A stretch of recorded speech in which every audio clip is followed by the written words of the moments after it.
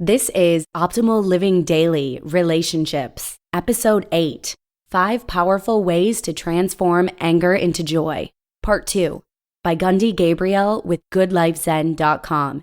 And I'm Joss Marie, your host and narrator, reading from popular blogs to help you optimize your relationships. Today is actually a continuation from yesterday, as some of you probably know. I started this article in Episode 7, and I'm finishing it up today, so if you're new here, you'll probably want to listen to yesterday's episode first. And before we get into it, you can help out this show a lot more than you think by simply subscribing to it if you haven't already. Being a subscriber means that you'll get all the new shows as we release them, and it helps a lot for podcast ranking, so if you haven't already, please click the subscribe button in the podcast app of your choice. And that's it for now, so let's hear part 2 of this post and continue optimizing your life. 5 Powerful Ways to Transform Anger into Joy, Part 2, by Gundi Gabrielle with GoodLifeZen.com. Number 2, create an emergency happiness handbook. This has been the most powerful tool for me, and it may be the same for you. What is an emergency happiness handbook? Well, let's create one and you will understand. Get a little journal or notebook, ideally in a color or design you love that's small enough to fit in your purse or back pocket for men. It will be your savior and best friend during an anger attack. Step number 1, create a page for each of the most amazing, most beautiful, most proud moments of your life. Whatever gives you goosebumps just thinking about it. Keep it short. Headline and a description, whatever you enjoy remembering, and paint a vivid picture full of feelings and sense perceptions. Make it as real as possible. If you can, add photos. There is nothing more powerful than a visual reminder. If a song is connected to the event, write down the title.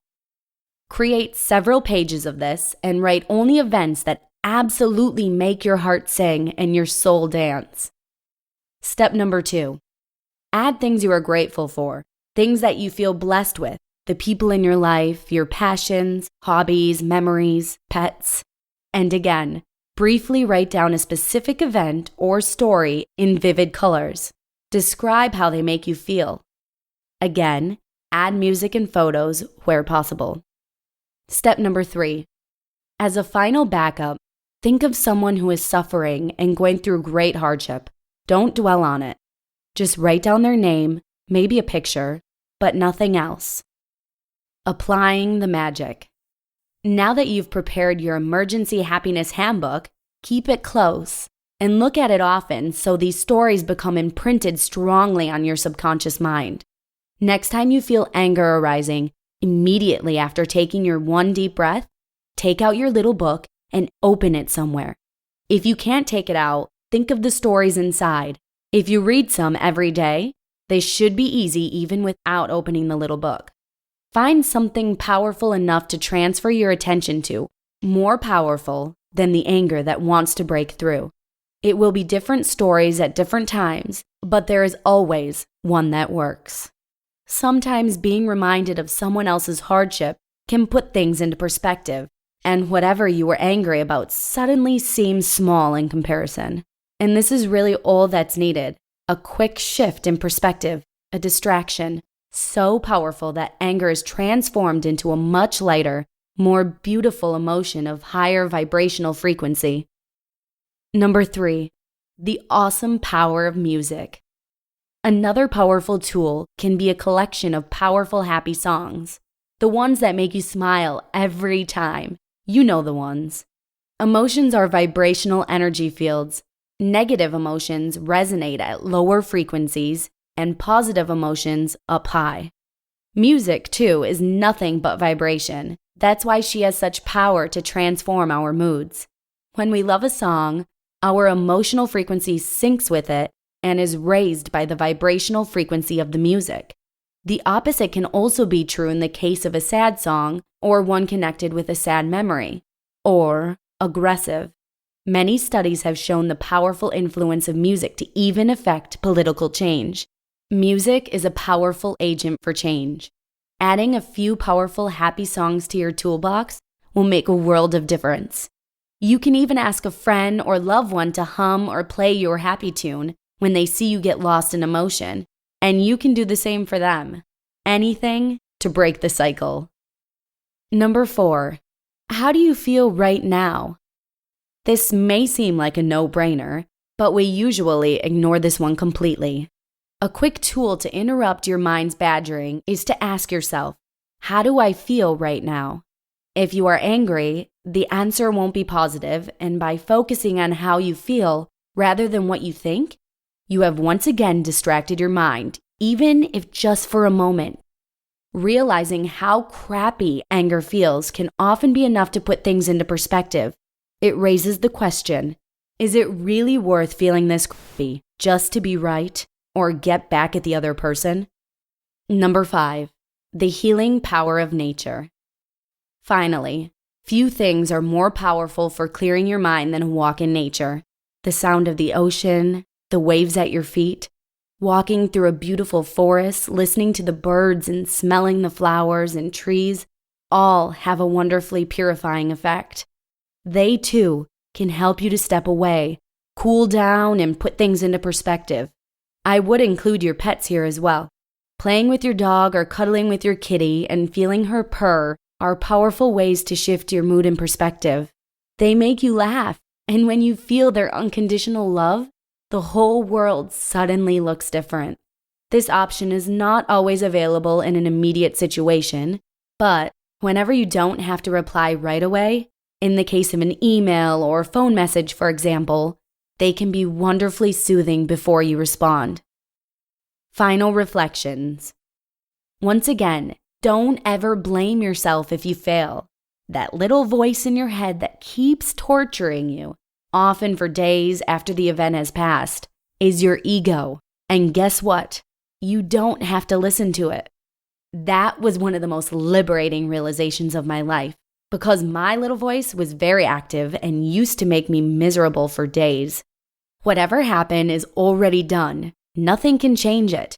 And dwelling on it is just a tremendous waste of precious energy that could be used in much better ways. If your anger still wins occasionally, let it go and move on. There is always another day. You always get another chance. And if you are determined and apply a few of these tools, your reactions will change over time, and your life will become a lot more peaceful and happy. Then, when someone pushes your buttons, you will catch yourself in time. You won't snap, but instead keep your cool and focus on joyous things. You might even feel compassion for the other person, because angry people are never happy. Imagine the elation you will feel when instead of an anger attack and all the horrible feelings that go with it, you remain in blissful joy. You let the other person ramble, but it doesn't touch you or drag you down. You are so engrossed in thrilling memories and joyful gratitude that nothing could ever tempt you away. It just isn't worth the aggravation. And how wonderful life can be. Give it a try. You have nothing to lose and everything to gain.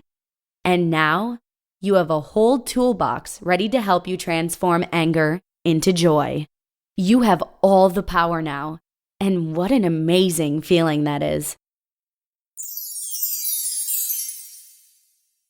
You just listened to part 2 of the post titled 5 Powerful Ways to Transform Anger into Joy by Gundi Gabrielle with goodlifezen.com. Before we go, one last time, a really simple way to show your support for this podcast and to help keep it alive and well is to simply subscribe to the show in your favorite podcast app. You'll get the episodes delivered to you automatically and will help build that habit of optimizing your relationships. And that's 8 episodes down already. I'll catch you tomorrow with another brand new author and website for the show, and where your optimal life awaits. Hello, Life Optimizer. This is Justin Malik, creator and producer of this podcast, but also Optimal Living Daily, the show where I read to you from even more blogs covering finance, productivity, minimalism, personal development, and more from incredible bloggers like Derek Sivers, Zen Habits, Mark and Angel, The Minimalists, and all the ones you hear on this show too. So if you enjoyed today's episode and like taking amazing blogs on the go, come on over to Optimal Living Daily and subscribe to that one too. And together, we'll start optimizing your life. You've been listening to Optimal Living Daily. Be sure to hit the subscribe button to stay up to date on each new episode, and head to oldpodcast.com, that's OLDpodcast.com, for a free gift as well as more actionable tips and resources to help you maximize your potential. Thanks for joining us, and remember, your optimal life awaits.